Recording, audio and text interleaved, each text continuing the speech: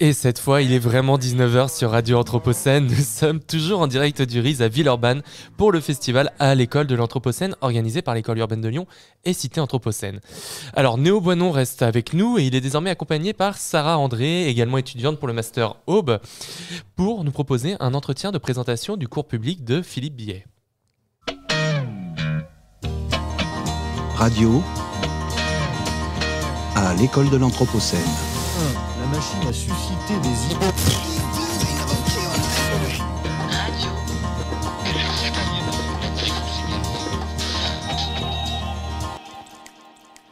Bonjour à toutes et à tous. Si je vous parle de droit, vous avez peut-être en tête les grandes salles de tribunaux issues de la culture nord-américaine, où la justice sociale est rendue et triomphe pour le bien commun des humains. Bien loin de cette image poétique, il y a quelque chose à laquelle on ne pense pas en premier lieu quand on parle de droit. C'est bien son rapport à la nature qui paraît pourtant si crucial à l'ère de l'Anthropocène. Longtemps impensée, dans le droit social, cette relation, souvent peu évidente, est le résultat d'une construction des sociétés humaines en décalage, voire en opposition à la nature. Aujourd'hui, pour nous parler du droit dans le domaine de l'environnement, nous recevons Philippe Billet, professeur agrégé du droit public à l'université Jean Moulin Lyon 3. Bonjour Philippe Billet. Oui, bonsoir. Vous vous intéressez particulièrement aux risques naturels et à la protection de la biodiversité, des espaces naturels et aux services écosystémiques.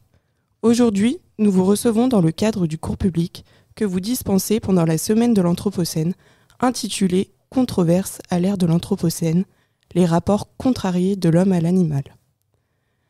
Alors Philippe Billet, première question. Quand a émergé le droit de l'environnement et pouvez-vous préciser la différence entre la nature et l'environnement ? Vous me posez une question un peu délicate en 20 minutes. Alors, quand est-ce qu'est né le droit de l'environnement? En fait, ça va dépendre de ce qu'on appelle l'environnement, si on le prend dans un contexte non anthropisé ou si on le prend dans son contexte anthropique. Si on le prend dans son cadre, on va dire, anthropisé, on peut le faire remonter, disons, les premières réglementations sur l'industrie, c'est 1810, un bon vieux décret sur ce qu'on appelle les manufactures dangereuses, incommodées, insalubres.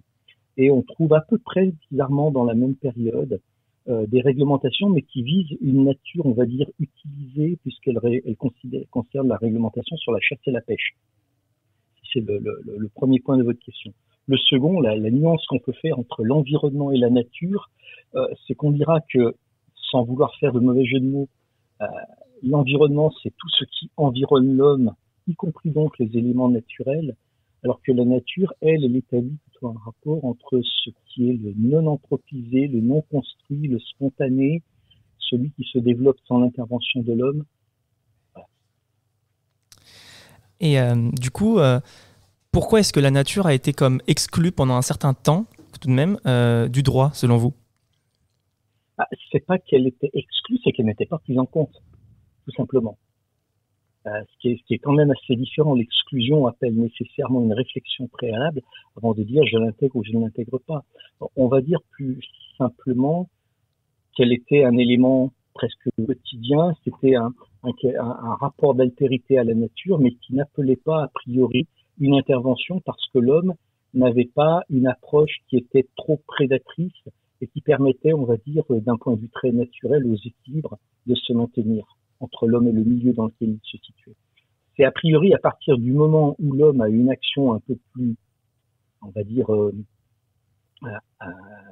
délétère sur l'environnement, qu'il a fallu, puisque le droit est comme un élément de régulation de rapport, qu'il a fallu penser le droit, réfléchir le droit pour l'appliquer à l'élément naturel, tout simplement pour le conserver. Une question un peu plus philosophique. À votre avis, pourquoi le droit humain et celui de la nature sont séparés juridiquement, si on considère tout de même que l'humain habite dans la nature finalement ? Alors, ils ne sont pas séparés. Ils ne sont pas séparés du tout, puisque l'ensemble de la réglementation qui est développée régit non pas les rapports des éléments naturels entre eux, mais bien les rapports de l'homme à la nature. Je pense que c'est une interprétation je ne la partage pas de ce point de vue en tout cas. Il y a pas de séparation. En revanche, mais on l'applique beaucoup plus d'un point de vue pédagogique. séparer ce qu'on dirait le droit de la protection de la nature d'un côté et le droit, par exemple, sur les risques ou les éléments technologiques. Mais ça paraît très artificiel parce que si vous prenez, par exemple, l'utilisation d'un pesticide, alors certes, c'est un élément très anthropisé qui va apporter des atteintes à l'environnement. Donc là, on sera plutôt dans un élément de droit des pollutions, des nuisances et des risques, donc l'anthropisé. Mais dans le même temps, vous pouvez avoir des éléments d'atteinte à la nature parce que vous pourrez porter atteinte à des espèces qui n'étaient pas sélectionnées ou qui n'étaient pas visées spécialement par ce produit. Donc les deux se rencontrent, mais une fois encore, ça reste quand même d'un point de vue pédagogique, on peut faire une scission entre le côté protection de la nature ou de l'autre risque, nuisance, pollution. Et donc, Philippe Billet, est-ce que le droit peut vraiment interpréter la nature ? C'est-à-dire que est-ce qu'on ne risque pas, en faisant du droit sur la nature, de vouloir considérer la nature de notre point de vue et pas tel qu'il faudrait considérer la nature comme ce qu'elle est, tout simplement ? Alors c'est un peu compliqué, puisqu'une fois encore, on se situe dans une relation de rapport. Hein. Et c'est vrai que si on prend la façon dont l'homme considère la nature, on peut en faire une distinction, mais ça c'est un sujet sur lequel je me risquerais, au regard de certaines thèses qui ont été défendues de ce point de vue, entre distinguer une nature qu'on dira ordinaire, celle à laquelle finalement le droit s'intéresse peu, on dira la nature du quotidien, les petits oiseaux des villes, etc., ou une prairie simplement, avec d'un côté une nature un peu plus extraordinaire qui sort du quotidien, c'est-à-dire les espèces protégées, les espaces protégés, un certain nombre d'éléments qui présentent un caractère qu'on pourrait qualifier, pour employer la terminologie juridique, de remarquable, qui appelle une autre approche de ce point de vue et qui, a priori, nécessite une protection. Après, il faut savoir pourquoi il nécessite une protection. Est-ce qu'il nécessite une protection parce que justement il a ce caractère particulier, remarquable, ou est-ce qu'il nécessite une protection parce qu'il est mis en danger par l'activité de l'homme ?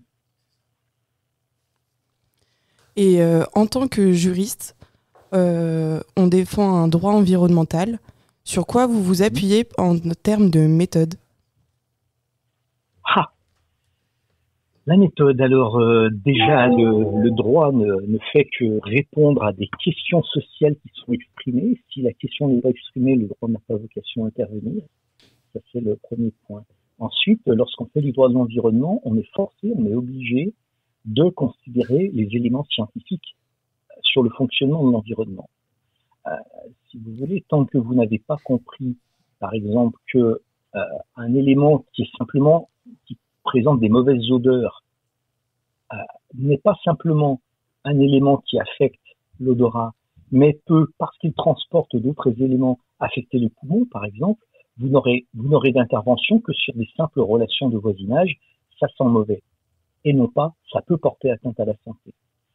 De la même façon, je vais prendre l'exemple simple d'Edward Alfred Martel, dans ses grands papas de la spéléologie, qui lorsqu'il va se promener sur le Cosméjean, observe avant de descendre dans une cavité un mouton qui est mort, qui est dans un ruisseau. Lorsqu'il va boire de l'eau en bas, en dessous, il tombe malade avec ses compagnons. Ils font la relation entre l'animal crevé en surface et l'eau empoisonnée en dessous. Et donc, ce n'est que parce qu'il y a eu cette mise en corrélation du phénomène de gravité et de l'eau qui circule qu'on se dit, oui, attention, l'eau peut porter un certain nombre de maladies de ce point de vue-là. Et si vous voulez, c'est à partir seulement de ce moment-là que le droit observant que c'est la présence d'un animal crevé dans un cours d'eau qui va empoisonner l'eau, alors on va créer la loi de 1902 sur la protection des captages en interdisant de jeter des bêtes crevées dans les gouffres et les bétoirs parce que ça peut empoisonner l'eau et donc la population. Mais ce n'est un que parce que il y a eu cette observation de Martel, deux parce que quelques années auparavant, Pasteur a découvert le microbe, que alors on avait une explication du phénomène, le droit en est emparé parce que les scientifiques ont expliqué comment ça fonctionnait, donc le droit va s'intéresser à la cause de ce phénomène pour écarter la cause en interdisant de jeter les bêtes crevées dans ces gouffres et bétoirs. Vous voyez, donc c'est un exemple parmi d'autres, hein, mais la construction juridique va se faire dans ce cadre-là. Et ensuite, troisième élément, la construction juridique ne se fera que parce qu'il y a eu un besoin particulier de réponse qui a été apporté. Et là où intervient le quatrième point, toujours la méthode d'intervention du droit, c'est de savoir si la méthode qui est employée par le droit, l'interdiction ici, est acceptée ou pas par la population ou par les propriétaires qui voient leur propriété limitée dans leur usage.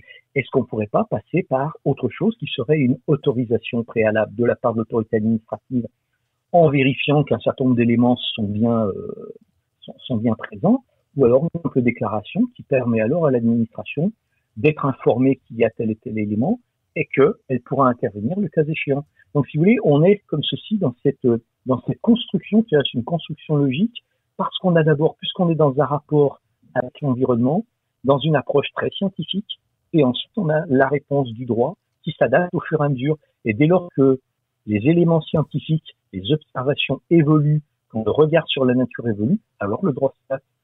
On avait au départ les relations simplement d'usage. Après, on va créer, les économies vont créer les services écosystémiques. Eh bien, le droit va dépasser le simple champ du rapport homme-animal pour voir ensuite le rapport animal, fonction, homme, et donc tous les services qui sont rendus à l'homme. Vous voyez, par exemple, sur la pollinisation pour les abeilles, par exemple. Et donc, on est vraiment dans une adaptation permanente du droit à l'observation du fonctionnement effectif. C'est la même chose pour le climat. Donc on le voit bien, tout ça est assez intriqué. On zigzague entre, la réponse à une sorte de besoin humain. Selon vous, quelles sont les difficultés en fait dans l'exercice de votre travail? À quelles limites êtes-vous confronté dans votre exercice? Alors, captez-vous mon exercice de travail, parce que moi je suis enseignant-chercheur. Donc, je réponds d'abord à un premier besoin, c'est celui de l'apprentissage des étudiants. Alors, si c'était ça mon travail, la première difficulté, c'est de leur expliquer simplement des choses extrêmement complexes à la base, pour expliquer ce qu'est l'environnement, c'est-à-dire le contexte dans lequel le droit va intervenir, et puis ce qu'est le droit de l'environnement, c'est-à-dire la règle qui va s'appliquer à ce contexte. Ensuite, l'autre difficulté que je peux avoir comme juriste, c'est que je suis, entre guillemets, que juriste. Autrement dit, vous avez un certain nombre de phénomènes, un certain nombre d'événements naturels, que si je ne les comprends pas, je ne peux pas les expliquer à mes étudiants, ou je ne peux pas, moi, essayer de raisonner et d'appliquer une méthodologie juridique pour résoudre un problème. Vous voyez? Et c'est-à-dire que si je n'ai pas ce rapport d'interdisciplinarité sur cet objet très particulier qu'est l'environnement ou, plus largement, qu'est la nature, je peine à appliquer mon objet qui est le droit. Philippe Billet, étant donné que l'une de vos meilleures armes est la connaissance scientifique, mais que celle-ci est quand même assez lente à produire, est-on obligé de l'attendre pour pouvoir mettre en place et appliquer de nouvelles lois? Ah, grande question. Déjà, c'est très compliqué parce qu'en réalité, pour supprimer une conséquence, c'est-à-dire une atteinte à l'environnement, par exemple, le droit de s'intéresser, il faut d'abord connaître la cause et s'intéresser à la cause. Donc, tant qu'on n'a pas la cause, il est difficile d'apporter la réponse. Parce que c'est cet objet-là sur lequel on va s'attaquer. Et donc, de ce fait, on est effectivement obligé d'avoir cette attente. Si on veut avoir une réponse véritablement efficace et adaptée.